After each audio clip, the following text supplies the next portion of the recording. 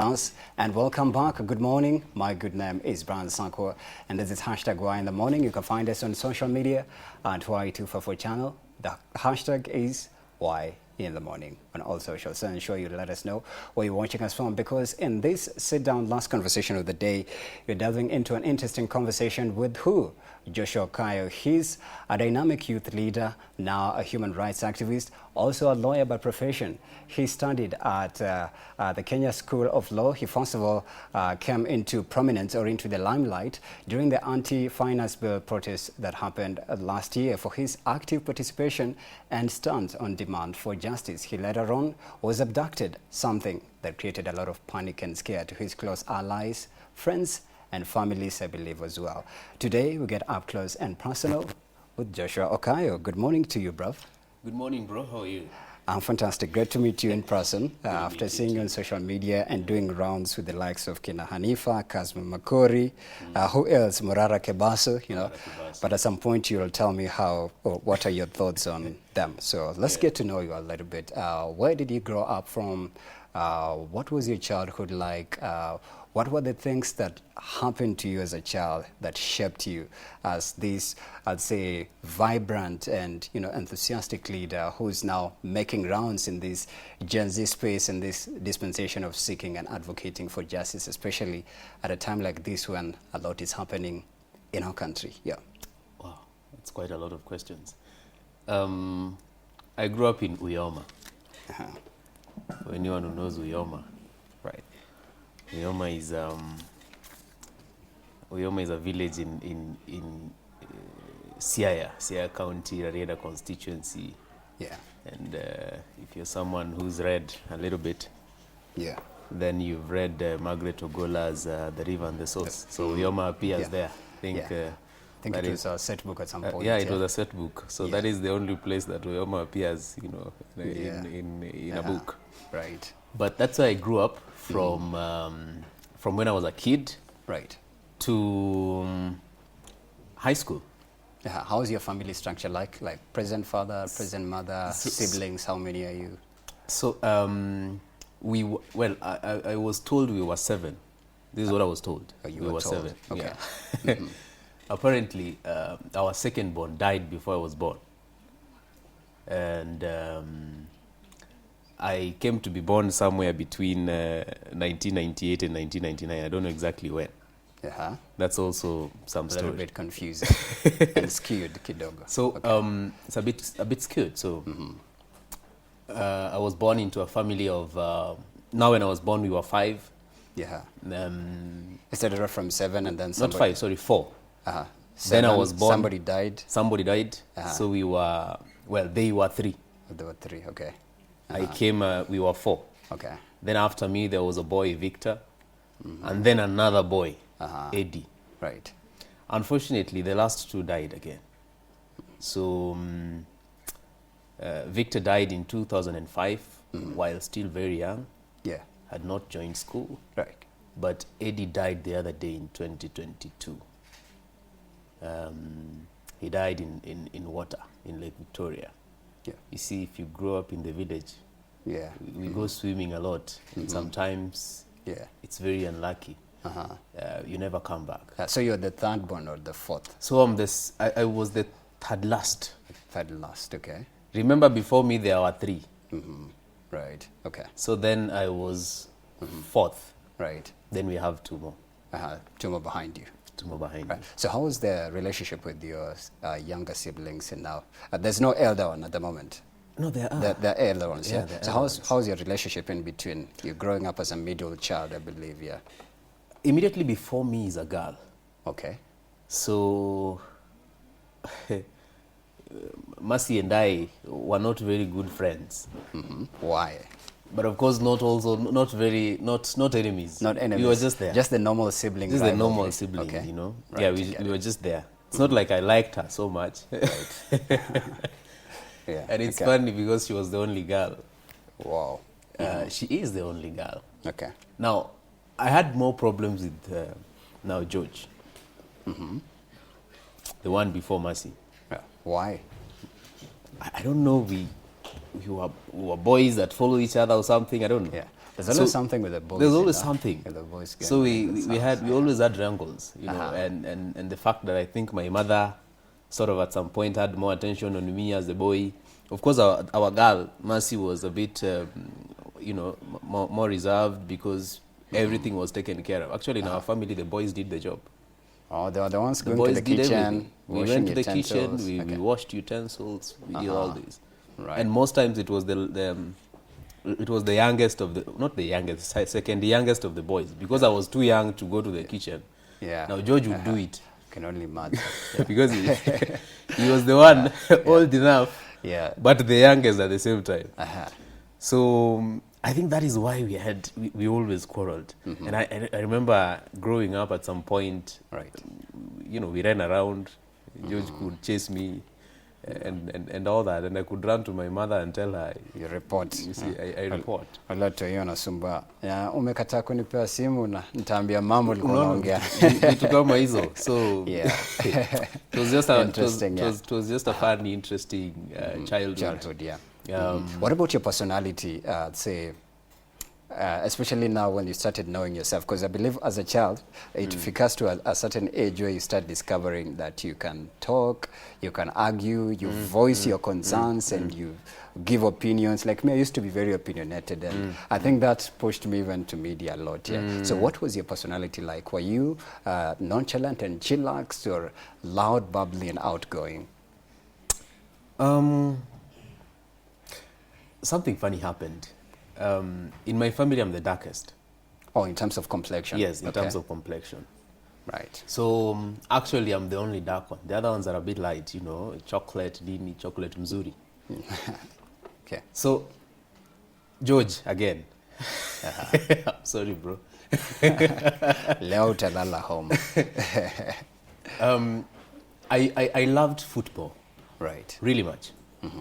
Actually, at some point, I thought I would play for Manchester United. I thought I would go to, To go to play in Premier the League and Premier League. Yeah. to play Premier League. Okay. Then what happened? And I'll come to that.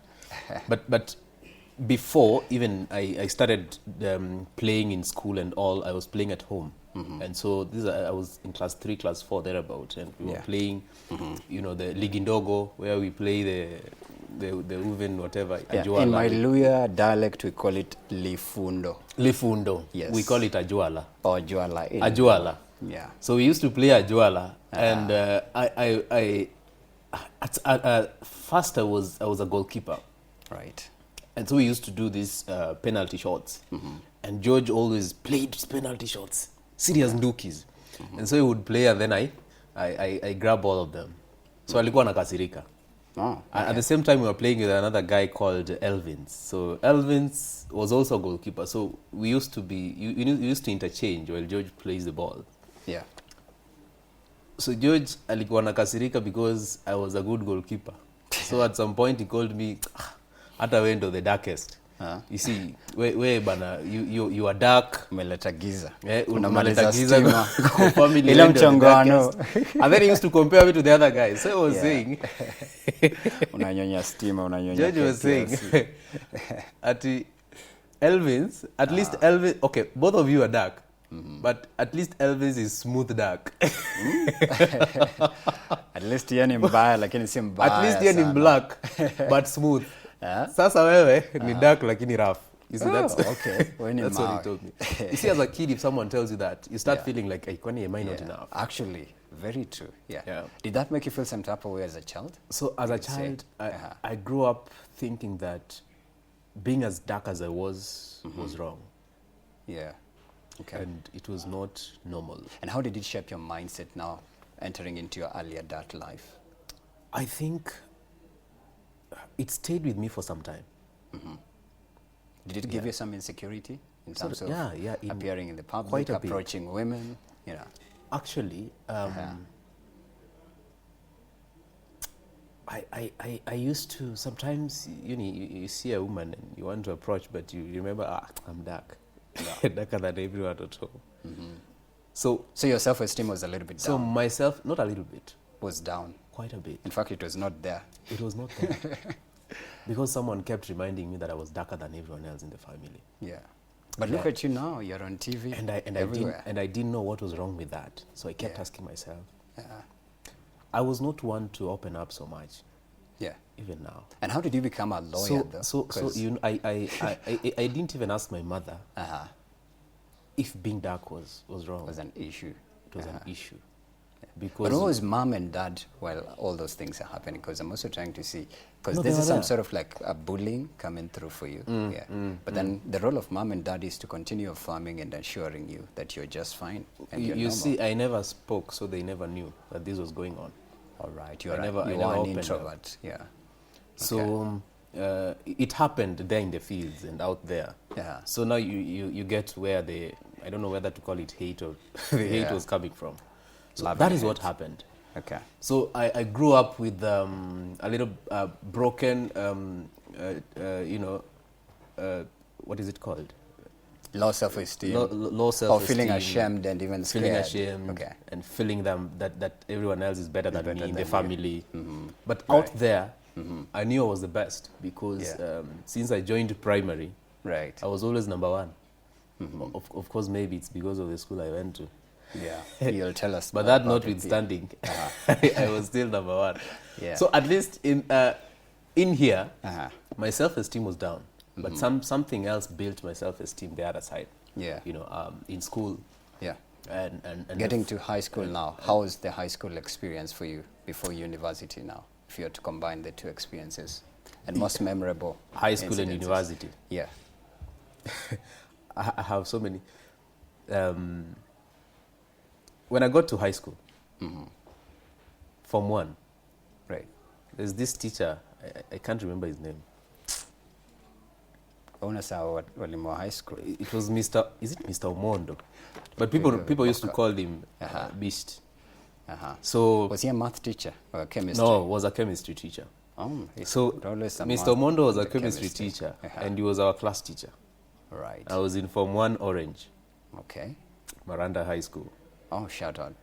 So Mr. Omondo asked me my name. I think at some point I answered so many questions. Then he asked my name. I was like, I told him my 3 names. And then he told me, your middle name is a village name. Wow. What did he expect? I don't know. He expected like Joshua McIntyre or something? I don't know. Joshua Will Smith. So actually that's why I came to accept my middle name sometime in 2020 during COVID or something. Okayo? No. Okayo is the family name. There is another name. Okayo is the family name. The middle name is? Oko. Oh, Joshua Okayo. So when I told him Oko, he was like, that's a village name. Fairly a good name. Where are you from? Fairly a good name. I know. I didn't know that until I used to know my name was a good name. Right. Up until high school. Yeah. When someone tells me your name Common names meant something, yeah? Your name is a village name. And then the whole class, started laughing. Laughed and they bursted into laughter and cracking like, jokes at you. What's up? Yeah. What about that? Did that make you feel some type of way? So people started calling me a villager. Oh. Which was not, for me, I was a villager, fine. Right. But I didn't know it was an issue, being a villager. Yeah. What was the issue, though, from your understanding? I don't know. Till today, I have not known. You've not seen the light on it? I was told your name is a village name. Yeah. Okay. And you went ahead to ask me, which village do you come from? Because you must be coming from a village. In especially national high schools. Yeah. There's these groupings of watu kutoka Nairobi. Yeah. Nairobians. Kuna wale wa Mombasa wa Kiswahili nyingi. Wachana na Western, Luo, Nyanza, sijui wapi, Nyeri. They are together as villagers. There's never there's never grouping of Western, Nyanza, no. Right, it's always Nairobi and Mombasa. It's your Nairobi, Mombasa. Or abroad. The rest village. Why is it so, by the way? I also used to find it an issue, though, but I enjoyed it in my... So without me knowing, these guys had grouped me... A villager. So they made a mockery out of it? They made a mock out of my name and I don't know whatever it stood for and all that. Actually, I remember at the end of that term, I went home very furious. I wanted I asked people back at home, why did you give me this name? Did you name me after somebody or... Yeah. Oko is someone in your family, a great-granddad or someone? Apparently, Oko was some chief. Right. Yeah, in Uyoma. Okay. So my mother took one name for, one of my grandfather's name, my maternal grandfather Joshua. Yeah. And then this chief Oko. Yeah. And now the family name. Yeah. So I had an issue with that. Yeah. Did you feel like you because wanted for to a week change people were laughing at me. People are people are meeting me and calling me villager. Yeah. Even my fellow villagers now thought I was more villager than them. Yeah. And so it Did became you a laughing think of matter. changing it? I thought about it. For sure. But now you're grown up, it doesn't affect anything. It doesn't even matter to me anymore. Yeah. It doesn't even affect me in any way. Yeah. Your memorable experience in high school was that one, you'd say? Yeah. Shortly before we get Another to one. uni. I was in drama. So I used to go to drama. And we used to go to these funkies. Right. And then I could not approach any girl because I had one girlfriend whom I had not met before. Wow. So we for the longest time we were talking on phone, but we had never met. But I was so faithful that I knew that was my girlfriend. Yeah. And so even when we went to funkies, I could not approach any other girl because I knew I had a girlfriend. Yeah. From what high school was then by that time? What do you mean? What high school was she from? Because high school funkies is inter-high school. She went to Bunyore Girls. Oh, right. She was just in the Bunyore neighboring. Girls. Just the Miranda. neighboring. And actually we used to do some exams together. Boomer. We called Yeah. them Boomer, Bunyore Miranda. So Yeah. Okay. I met her in one of the science congresses. I also used to go to science congress. So, Yeah. So in short, you are a brilliant student. Well, in high back school. then I used to be a bit very brilliant. I don't know what happened along the way. But I think you're still brilliant. Look at what you've achieved, bruv, and being in such massive platforms What in have such I a damn achieved, time. really? A lot. I think we are in a lot. space where everyone is just trying to fight for something. Yeah.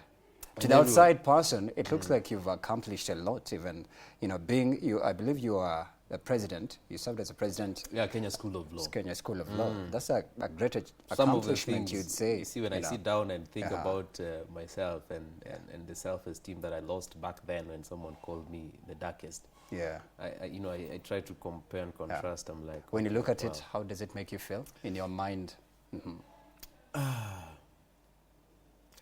Really, sometimes I'm not someone to overthink things, but when I think about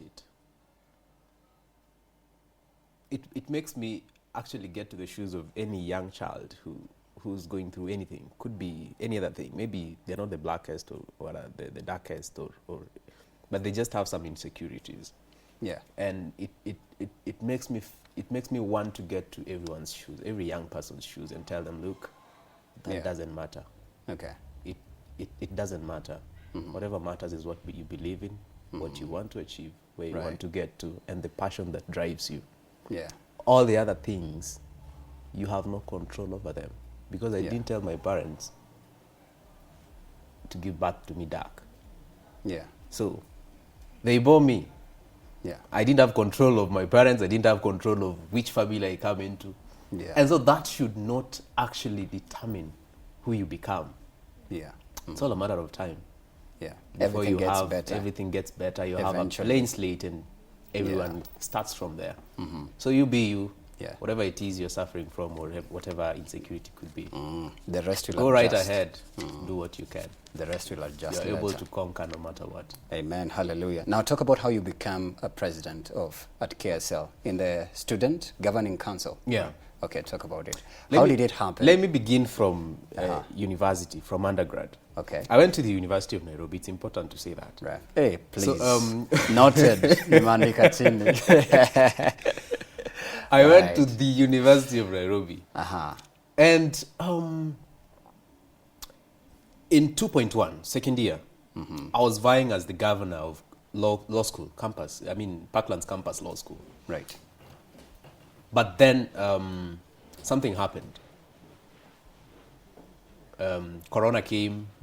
We went home. We never had that election. Later on, we were to have an election. I was out of the country, so I was not able to register. To register for nomination. You see, you when they operate like political parties, you have to Like IEBC. like IEBC. So that is what happened. Right. And I had massive support because I remember when I came to first year, one of the people who were vying for chairmanship appointed me to be the first year representative, his first year representative. Yeah. Because of the influence I was sort of wielding. Right. Now, I moved to second year and third year and fourth year, but from third year, every time I vied, Yeah. there's this one professor who used to, struck me off the nomination list. Yeah. He struck me off nomination list, I think, thrice. Reason being? Reason being, when I was in first year, we used to live in Lower Kabete and have our classes in Parklands. Yeah. So that means there was a bus that must carry us from Lower Kabete to Parklands every morning and back. Now, at some point, this bus did not have fuel. And so we were left stranded. Yeah. I'm the one who used to go to his office together with a few of my friends. Right. And we used to storm his office and tell him we want to go to Lower Kabete and you have to facilitate that. Yeah. So in short, I started activism way before. Yeah. So I started speaking for these people and going to their offices. He was the associate dean then. I think he still is. Right. And I could tell him, look, we cannot be stranded here, and yet the school should be facilitating our movement from here to Lower Kabete and back. Yeah. So that interaction with him, that did not happen once or twice, Yeah. quite a number of times. Yeah. So I think he sort of developed this Resentment, towards me. And so from that point, we never saw eye to eye. Yeah. So when it came for time for me to Contest, yeah. to contest, Okay. He struck you out of the list. the whole time. So people could support me until then.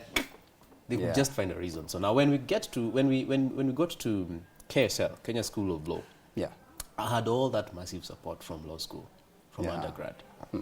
And there are people who always told me, we have waited for you to become the chairman Yeah. for a long time. Are there people you can remember and even shout their name out? By all means. Yeah. Who supported you massively? Quite a number of my friends, Mika Nzala. I hope he's an advocate of the High Court. Not or yet. a lawyer. Okay. He's doing his pupillage now. Okay. He'll be getting admitted late this year. Okay. Mika Nzala, Brian Kibet, the only man who got first class in our year. Oh, okay. Shout out. Was a very good advisor. Charles Nyankie, shout out to you. Okay. So many, man, my goodness, there are so many people. Cromwell Odhiambo, Right. Ian Dominic, those people. Yeah. These are people who worked together with me. Yeah. Omai Mushiri. So you had their massive So support. I had massive support in my class. Right. So when I got to the Kenya School of Law, you see when you finish your degree and you're going for the postgraduate diploma, the whole class goes together. Yeah. So we all went together. Okay. And when you go to Kenya School of Law, it's people from different universities. And the University of Nairobi always has the most numbers. Right. So, from the beginning you have an upper hand.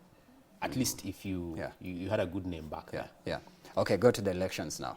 How the elections happened. The elections happen first in different classes. We have like 7 classes. Okay.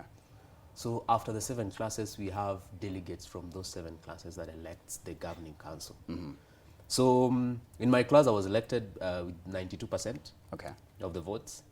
And then, of course, the delegates, we had 14 delegates, 2 from each class. I got 10 out of the 14 delegates, and we were 4. The rest got 1 each, and the other one got 2. Right. So you're their favorite. Now Okayo Star Boy. President of KSL. And that's how I became the president of Kenya School of Law Student Governing Council. Yeah. Shortly describe the stint and some of the things you dealt with the students at KSL. Because I believe KSL is like the final one, then you get to do your... that's where you do your exam? That's where you do my exams. Yes, yeah. How was the stint? Some of the things you interacted with your KSL fellows? First, leading lawyers is not very easy. Everyone knows it all. So that means from your council first. Everyone within that council knows everything. Right. And there's the larger student body, they know everything. So you have they to know everything, meaning? Or rather, they claim to know everything. They argue a lot, opinionated. You see, dealing with lawyers is they not quote very Martin easy. Luther King Jr. Opinionated, they quote so many things. And right, philosophies here and there. And there are people, when you want to tell them something, they would want to challenge you by telling you to, or rather asking you to tell them a certain case, about a certain case. Argue it and out. how it was decided, and argue it out. So I love to be in such an environment. They want to test you. I think I should try out They law. want to test your mastery of your craft, okay? Of the content. Okay, interesting. So I think that really, it paces you, so that then every time you always want to be better, you want to learn something new, because then you don't know when, what question will come up. Yeah, sure. So that is how I got it. But majorly it's about representing the interests of students. Yeah. Before, I got to KSL when the student leadership was not very vibrant. Right. And I think people never gave it that much relevance. But I normally tell people, Do you feel you did? leadership position is as good as the person holding that position. Do you believe you did that? You fulfilled it? You gave it the weight it deserved? I do believe. And you're proud of it if you were to... I am very proud of myself. Your stint, I'm proud of the team that I worked with that raised the bar to where it is now. Right. I have seen so many arguments. Even yesterday, someone was sharing a screenshot of people arguing in their groups. Yeah. That, you see, if Okayo was here, this would have been done and all that. But now, there's all that. But that tells you that sometimes there are things, if you do, people will see them. And even people who are not within that environment. Yeah. And should someone else not come to fill that gap, then it will be felt. Right. People will always feel there's a gap. So I did my best. I'm proud of that.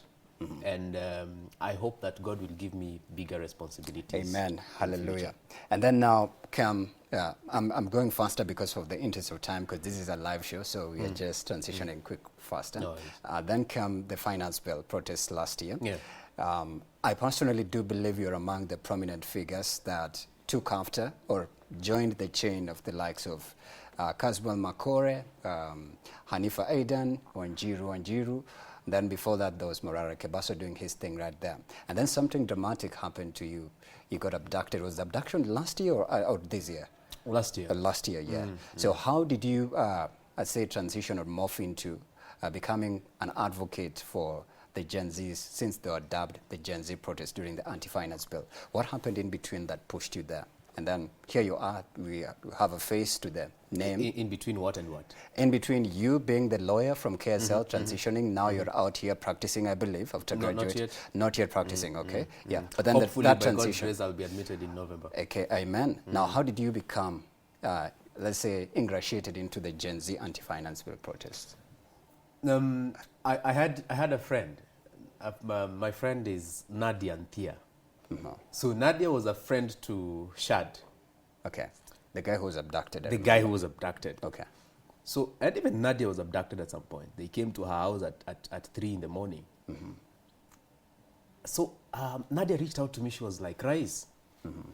She was actually a student at the KSL at the same time. So we were together. Right. She was like, Rais, hii finance bill unaona aje bana? Nikamwambia bana, mimi hii finance bill, I think we need to do something. We need to, have this conversation within the school and even outside, and see if we can bring the student bodies together. Okay. That is how it started. So at the first one on the 18th, we organized, and there were some T-shirts somewhere to be distributed. Right. And we went early in the morning with Nadia and other people, camped somewhere, brought the T-shirts, and we started distributing and telling people no to Finance Bill 2024. I think that's how it came into. That's how it came into. You got ingratiated into that Gen Z. And then we started, just digesting each provision of the Finance Bill 2024, making a bit of some videos, and of course, just writing stuff. I used to write some materials. That's how it started. And you still do, I believe. I still do. Yeah. And I went to the streets. Nilikuwa pale mbele. Yeah. I was even addressing the media at some point because I thought I had opinions that needed to be heard, and things that needed to be heard, at least by our MPs who we expected not to pass the Finance Bill 2024. And then next came invitations to TV platforms, Citizen, NTV, everywhere, radio, TV. Yes. So after that, I was invited to quite a number of TV stations and you still are being invited. Still being invited, Okay. And I thank you for that. And here we are. We are still agitating for good governance, accountability, transparency, and all those things. Good leadership. Now, the abduction is what caught my attention about. Actually, when I was reading about you, prominently what features is Joshua Okayo got abducted. He was a student at KSL, yeah. So how did the abduction happen? 26th June last year. Immediately, the day after, now a day like today, kama jana, si jana kulikuwa na protest. Yeah, Sabasaba. Sabasaba. Yeah. So after 25th June, the following day, I was in the afternoon class, so I was preparing to attend my 2 p.m. classes. Then I received a call from an unknown number, so I picked the call and they're like, wherever you are, just leave. These guys are walikuona and they're looking for you. Another those guys though? I don't know which guys. Okay. So another call, the same conversation, a different person, a different number, but telling me almost the same thing. Right. And then I realized this is serious. Just before, after about 5 minutes, another call. I didn't pick this one. I said, hey, these guys might be looking for me. At that time, I didn't even know this abduction. I didn't even pay attention to it. Well, I had Shad was abducted, Nadia and Thea and all the other people, but I didn't know what it was all about. So I left home. I was not going to school anymore. So I was just going to decide where I'm going from there. Because you were scared and afraid. I was scared and afraid. I could not stay there. I didn't even know what to do. I don't even experience some of these things. So did you reach out to your farm that time and told them, I'm scared for my life, I'm fearing for my life? I reached out to my friend, Cromwell. Okay. He's actually, he's in my speed dial. So I reached out to Cromwell, told him, man, things are not right, but just keep me posted on what's going on and also keep checking on me. What were the sentiments that you had shared in the media that led you to being traced and tracked by these unknown abductors? I don't know exactly which one. But I'm sure you could possibly tell it was after this press briefing that we did, and of course maybe Morara Kebaso was there. Was Morara Kebaso there? No, at that time Morara Kebaso had not even come to the limelight. Hanifa? He had not even started. Hanifa was there. Kaz was there. But then we went to the same high school with Kaz. Okay, shout out. It was the same briefing. I remember there's a certain video where I talked about IMF and World Bank having a hand in the Finance Bill 2024 and all that. Because that was, they asked me that question so many times when they held me, when they abducted me. Right. So I think that was a point of concern for them. That video went really viral. And others, I can't point to which video exactly that they were so possibly would have led to that. And probably my engagement in distributing T-shirts and some merchandise. Most so of which I didn't even know where they came from. Okay. So in your abduction, what usually happens to someone when they get abducted in Kenya? Where did they hold you hostage? Were you aware of the surroundings? And what were the conversations that these abductors were having with you? Could you tell they were goons, police, or just probably security agencies unidentified? I couldn't tell exactly who they were. Were you blindfolded? Because I was blindfolded the whole time. And cuffed. The whole time. But they were just asking questions. About? At first they were asking questions about, who is giving us information from the state, from the government. How are we getting the merchandise that we distribute, T-shirts and banners and all that. And how do I know so and so? They were asking me how I know the other guys, the other activists whom we were in the same space together. Kina Shad and all that. And they were asking me about how I came to know that the World Bank and IMF have a hand in all these. In fact, you guys called it the IMF bill. It was the IMF bill. Okay. So those were the questions. But at first, they were good people. But as we continued the conversation, and my answers were not coming through, rather the answers they expected were not coming through. They could hit me. So they would torture you, beat you up? By all means, they tortured me. When I was found, I could not even walk. My legs were swollen. Wow. And I had not eaten, I had not taken water for 2 days. So I did not even have the energy to, They left you disheveled. So did they dump you at a river or unleash you at a Maragua River. Maragua River, right here in Murang'a. And from there you picked up and then you find yourself back. I realized I could see stuff and I could see people around me and they were speaking and I could pick some Kikuyu words and I was like, where am I? You're possibly in Murang'a. And how that fueled your passion to even, be I think more I've become the even front more line? aggressive. So would you say you're now invincible and fearless to even threats that come from any kind of direction? I don't care anymore. Because sometimes you realize there's, especially for most young people, there's nothing to lose except for our, you know, for our miserable lives. Yeah. Yeah. So what would you say could be done to possibly end these abductions that you are witnessing each and every single time? In fact, the reason why people are going to the streets is because of end abductions KE. It's a hashtag there. End police brutality KE, whatever, you know, and wahala yada. Yeah. I think we must get serious as a country. Because one thing I've learned is that you cannot fuel young people's agitation for change by abducting them, killing them, and arresting them arbitrarily. Yeah. It won't work. Because then, the moment you do that, we feel we are angered more, and we want to do more, more than we've done. Right. So the best way to end this is to sit down with young people and listen to them. And listening to young people is not, you know, expecting them to speak, then you listen. Yeah. We have spoken enough. But Raila Odinga yesterday...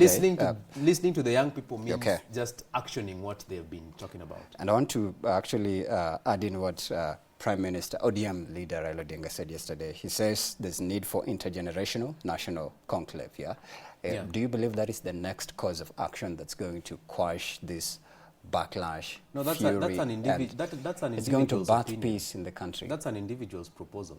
That's an Okay. individual's opinion. I don't know why we pay too much attention to an individual's opinion. Uh-huh. Let the voices of Kenya speak, of Kenyans speak. Right. Let us listen to the majority. The majority are these young people who are going to the streets every other day.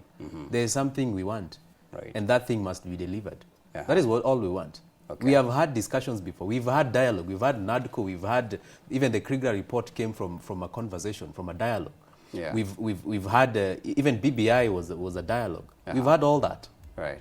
But things have not been done. People get into handshakes. We don't want that anymore.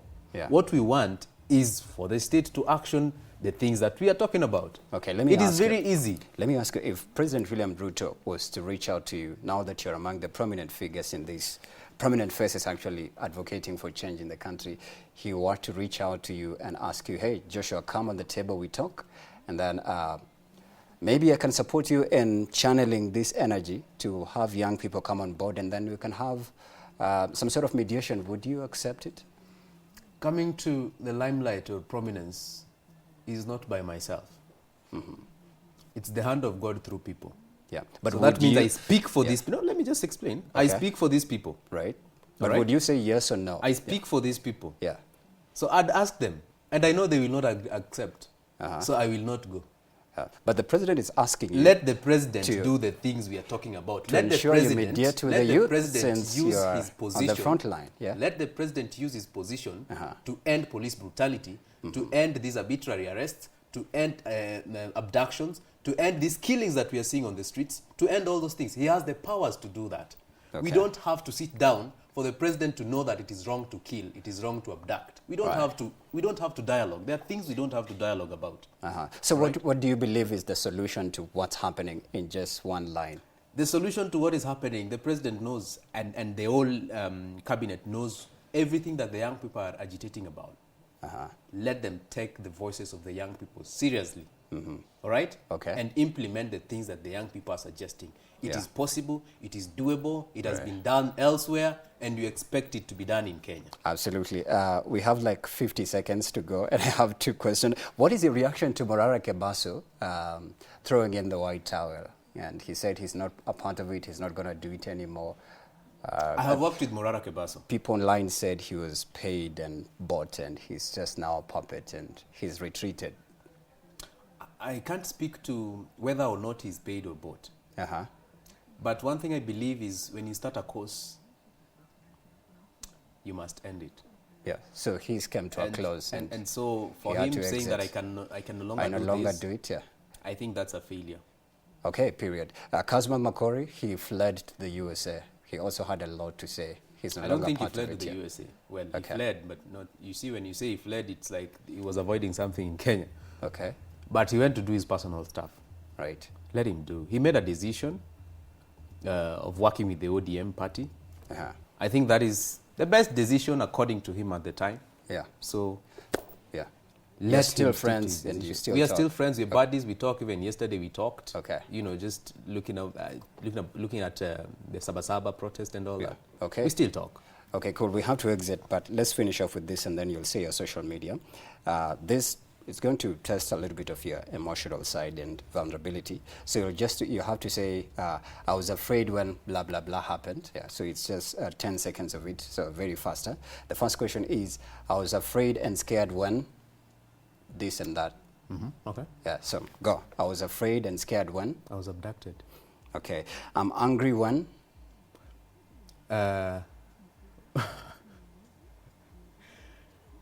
When I can't get what I want. Okay. I felt disappointed when. Raila left the young people and went to the government. I get upset when. Someone can't understand what I'm saying. I started believing in myself when. I realized I could do it. Right. I don't care when. It doesn't concern me.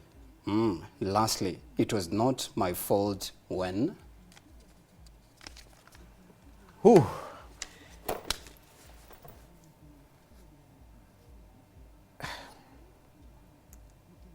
That's it was not my fault when I failed at whatever course. Yeah. Okay, period. Now, it's been an incredible conversation. Tell the Gen Zs where they can get in touch with you and what they should expect from you as I'm believing we are on the road to recovery from also what happened yesterday and what's yet to come. This is your camera. Face the Gen Zs and tell them in 30 seconds and how they can also get to be in touch with you on social. There you go. My fellow Gen Zs, we are on the right course. We are doing the right thing. We are agitating for the right things. Of course, there have been infiltration from whichever corner, but those are fueled by certain political figures. Let us focus on the goal and let us continue for agitating for better governance, because other people did it for us in the years. We have to do it now for us and for our future generations. So let's continue with the agitation.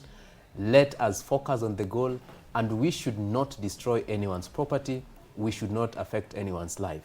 When the cause is just, conquer we must. You can find me on all social media platforms at Okayo Joshua, or you just type Joshua Okayo everywhere. On X, Facebook, Instagram, TikTok, LinkedIn, everywhere. Thank you. God bless you. Yeah, awesome, fantastic, incredible conversation. Thank you. This was a live show, so we'll do a podcast, probably. I'll invite you at some point. Yeah, we need to, because this was very short. Yeah, very short. It's live TV. But thank you so much. I appreciate your time. Thank you, my Great brother. to meet you in person. Asante. Brilliant, and I wish you the very best. Thank you. Thank you. God bless. All right, welcome. And thank you to you too for watching us from 7 a.m. to 10 a.m., even though to end at 3 minutes. But thank you so much as well. At Brian Sakwa 1 at Y254 channel. See you tomorrow bright and early right here on Y in the Morning. Thank you.